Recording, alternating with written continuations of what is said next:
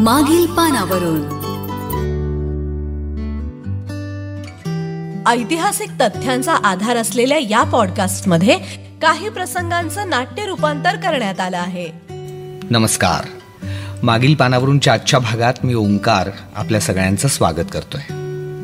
आपल्याला माहिती आहे, मुलींना शिकवणं किंवा त्यांनी शिकणं हे जगभरामध्ये किती मोठी अडथळ्यांची शर्यत होती.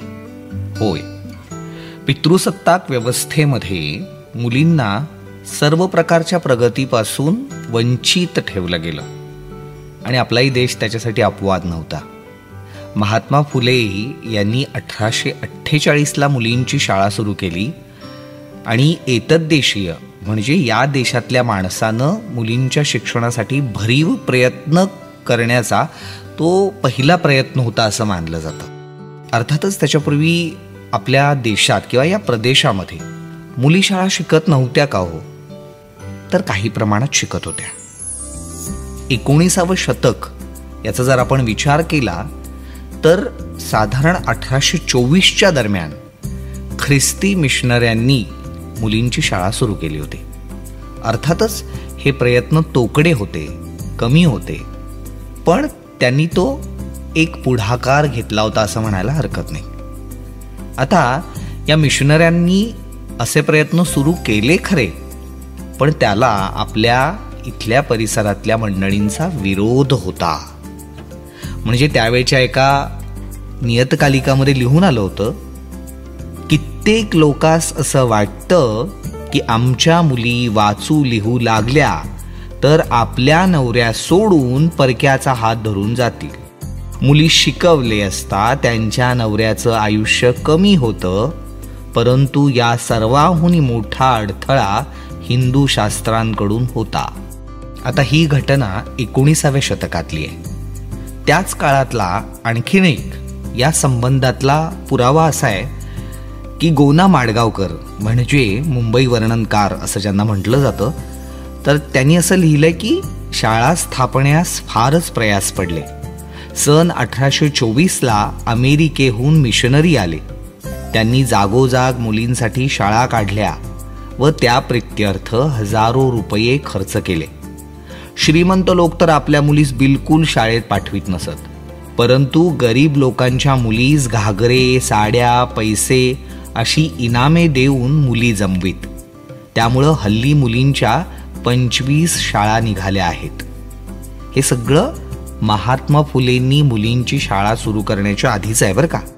तर अशा पद्धतीनं मुलींच्या शिक्षणासाठी प्रयत्न करणाऱ्या मिशनऱ्यांमध्ये एक ठळक नाव होतं, ते म्हणजे रेव्हरंड डॉक्टर जॉन विल्सन.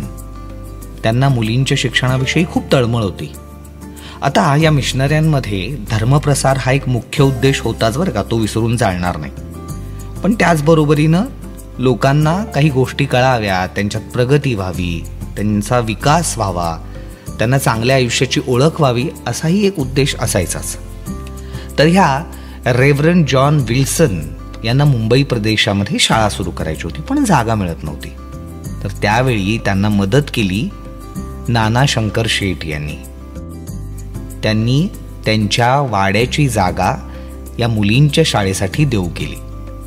आता नाना शंकर शेठ हे अशा प्रकारचं व्यक्तिमत्व होतं की त्यांना मुलींच्या किंवा मागासवर्गीय मंडळींच्या शिक्षणाविषयी आतून खूप कळकळ वाटत होती आणि ते घडावं असं वाटत होतं, आणि म्हणून ते पदरचे पैसे खर्च करून पण हे सगळं करत होते.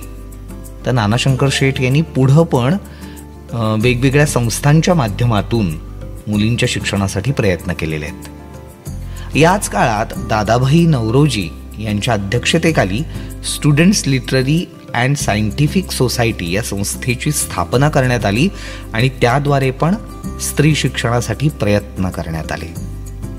मुलींना वेगवेगळ्या प्रकारे शिक्षणाकडे आकर्षित करण्यासाठी काही उपाययोजना करण्यात आल्या, काही कार्यक्रम राबवण्यात आले आणि कशा पद्धतीनं मुली शिकतील हे दक्षतेने पाहिलं गेलं.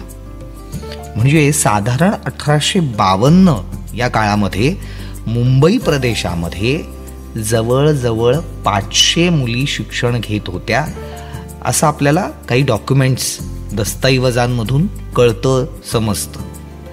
तर हे लक्षात घ्यायला पाहिजे की महात्मा फुले यांनी जे स्त्री शिक्षणाचं काम केलं ते महत्त्वाचं आहेच, अत्यंत महत्त्वाचं आहे.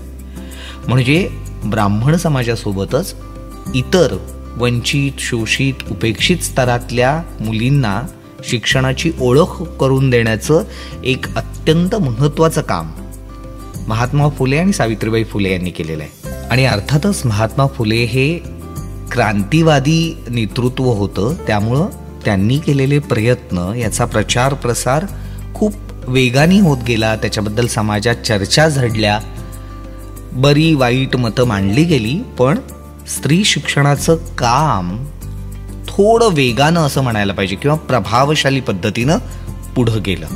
आणि अर्थातच स्वकर्तृत्वावर मुलींना शिकवण्यासाठी प्रवृत्त करणाऱ्यांमध्ये, एतद्देशीय माणसांमध्ये महात्मा फुले हे अग्रणीच होते. त्यामुळं त्यांचं कार्य हे ऐतिहासिक आहे, त्याचं महत्त्व अबाधित आहे. पण हे लक्षात घेऊन सुद्धा आपल्याला दादाभाई नौरोजी असतील किंवा नाना शंकर शेठ असतील यांच्या प्रयत्नांचा कुठंही त्याची उपेक्षा होणार नाही किंवा ते दुर्लक्षित होणार नाहीत, याची पण काळजी घ्यायला पाहिजे.